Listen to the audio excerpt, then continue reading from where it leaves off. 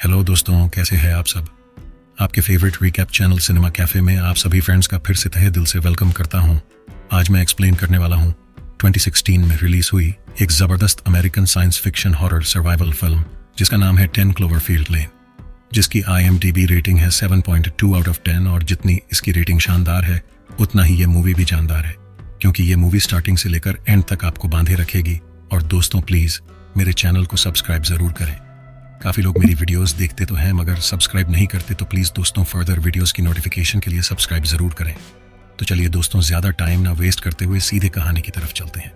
तो मूवी की शुरुआत में हम मिशेल नाम की एक लड़की को देखते हैं जो रश में अपने बॉयफ्रेंड से ब्रेकअप करके नॉर्थ ऑर्लियंस नाम की एक जगह की तरफ ड्राइव करके जा रही होती है, जब उसके कार के रेडियो में ये मैसेज आता है कि दुनिया के काफ़ी मेजर जगहों पर ब्लैकआउट्स हो गए हैं।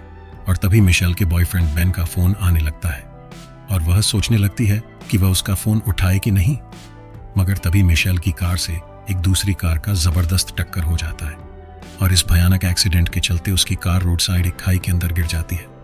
काफी देर बाद जब मिशेल को होश आता है, वह नोटिस करती है कि वह एक कंक्रीट रूम के अंदर बंद है और वो देखती है कि उसका एक पैर टूटा हुआ है और वही पैर एक चेन से भी बंधा हुआ है। मिशेल अपने बेड के पास थोड़ी दूर अपना फोन पड़ा हुआ देखती है, मगर उसका हाथ वहां तक नहीं पहुंचता है, जिसकी वजह से वह एक रॉड की मदद से अपना फोन खींचकर अपने पास ले आती है और देखती हैं कि फोन में कोई सिग्नल ही नहीं आ रहा है। तभी रूम के अंदर हावर्ड नाम का एक इंसान आता है जो मिशेल को चेन से खोल देता है और उसे एक बैसाखी भी देता है, क्योंकि उसके पैर में चोट लगी हुई थी।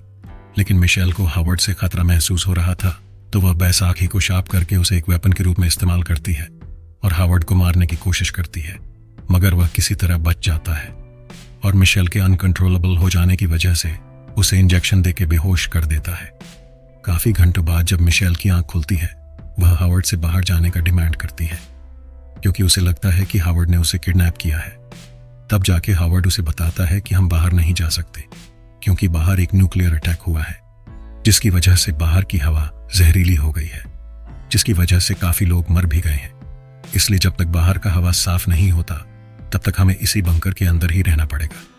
लेकिन मिशेल को हावर्ड की बात पर यकीन नहीं होता है और वो सोचती है कि हावर्ड झूठ बोल रहा है। उसके बाद मिशेल देखती है कि वहां पर काफी सारा खाने का स्टॉक भरा हुआ था और इसी बीच वहां पर उसकी मुलाकात एमिट के साथ होती है, जिसका एक हाथ टूटा हुआ था और जिसको हावर्ड मिशेल की तरह ही वहां पे ले आया था। फिर मिशेल एमिट को कन्विंस करने की कोशिश करती है कि उन दोनों को वहां से भाग जाना चाहिए। इस पर एमिट बोलता है कि ऐसा नहीं हो सकता, क्योंकि बाहर की दुनिया जहरीली हो गई है और पूरी तरह से खत्म हो रही है। फिर हावर्ड मिशेल को अपना बंकर दिखाता है जिसमें काफी सारी सुविधाओं की फैसिलिटी थी, मगर तभी मिशेल को वॉशरूम जाना था जिसमें बस एक कर्टन लगा था, मगर वह हावर्ड के सामने ऑकवर्ड फील करती है।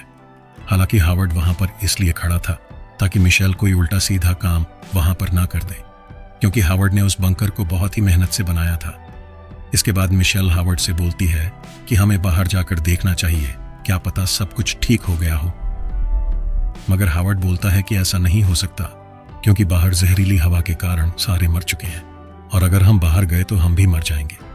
मिशेल अभी भी हावर्ड की बात को यकीन नहीं करती है, इसलिए हावर्ड उसे एक सील्ड शीशे की खिड़की से बाहर का व्यू दिखाता है, जहां 3 पिग्स जहरीली हवा के कारण मरे पड़े हुए थे।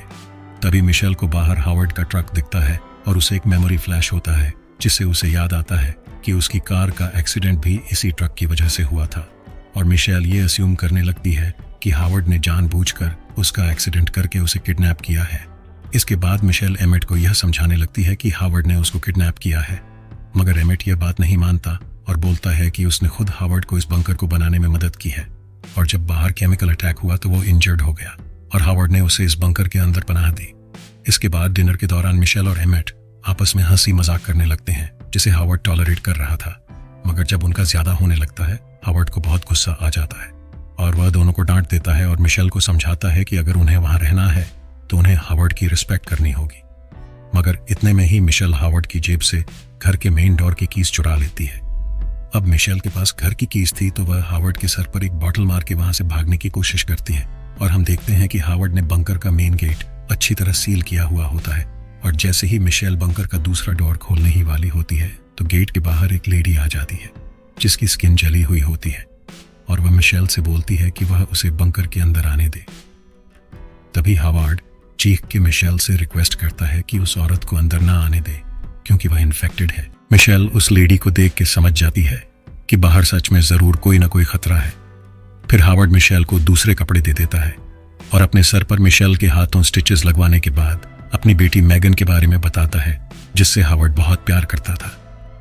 मगर मैगन की माम ने मैगन को हावर्ड से दूर कर दिया और मैगन को दूसरे शहर शिकागो ले गई। इसके बाद दिन ऐसे ही कटते रहते हैं और वह तीनों बंकर में समय बिताने लगते हैं और टाइम पास करने के लिए गेम्स भी खेलते हैं। एक दिन हावर्ड देखता है कि उनके बंकर का वेंटिलेशन सिस्टम खराब हो गया है, जिसे उन्हें जल्दी ठीक करना पड़ेगा। अगर उन्होंने उसे ठीक नहीं किया तो बाहर की जहरीली हवा घर के अंदर आने लगेगी और चूंकि वेंटिलेशन सिस्टम का मेन इंजन एक दूसरे रूम में होता है, हावर्ड मिशेल को एक छोटे डक्ट पाइप से वहां जाने के लिए बोलता है क्योंकि वो इतना नैरो होता है कि उसमें वही घुस सकती थी।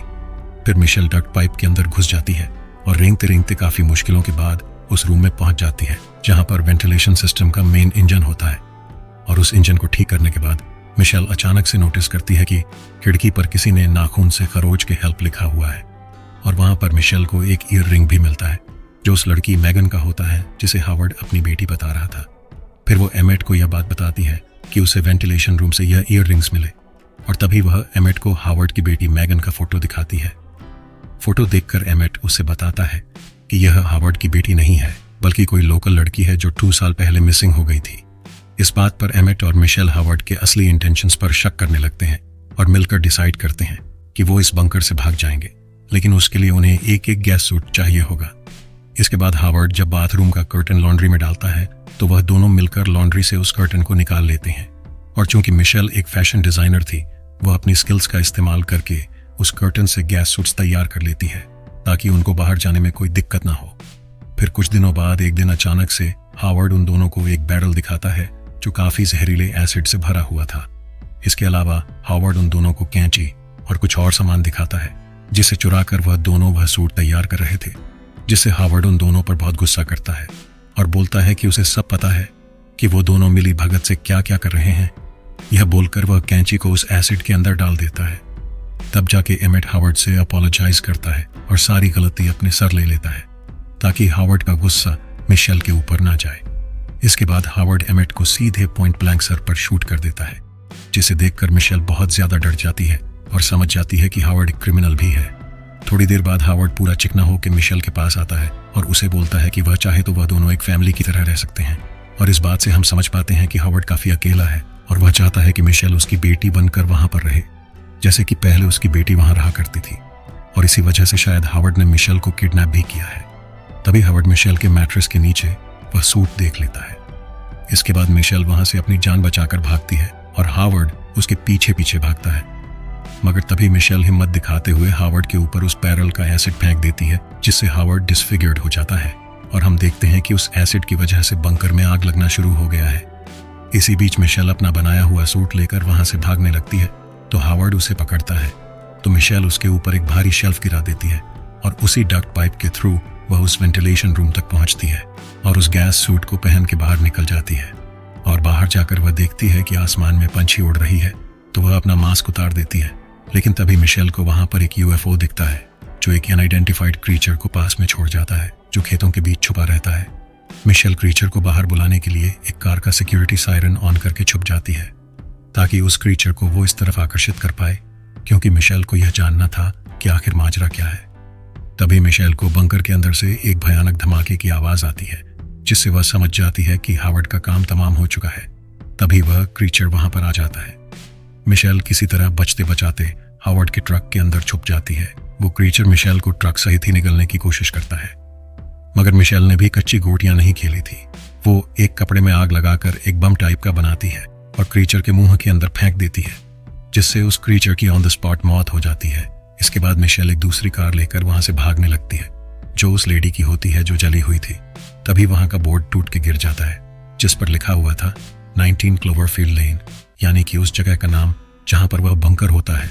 रास्ते में कार के रेडियो के थ्रू मिशेल को एक मैसेज मिलता है कि दुनिया और एलियन के जंग में हम जीत रहे हैं, मगर उन्हें और भी लोगों की जरूरत है जिन्हें हल्के फुल्के कम्बैट यानी कि लड़ाई का एक्सपीरियंस हो या तो मेडिकल का तजुर्बा हो। तभी मिशेल अपनी कार ह्यूस्टन की तरफ घुमा लेती है जहां पर लोगों को मदद की जरूरत थी और तभी हम एक लाइटनिंग की रोशनी के थ्रू आसमान में काफ़ी सारे यूएफओज को देख पाते हैं और इसी के साथ पिक्चर का यहाँ पर द एंड हो जाता है।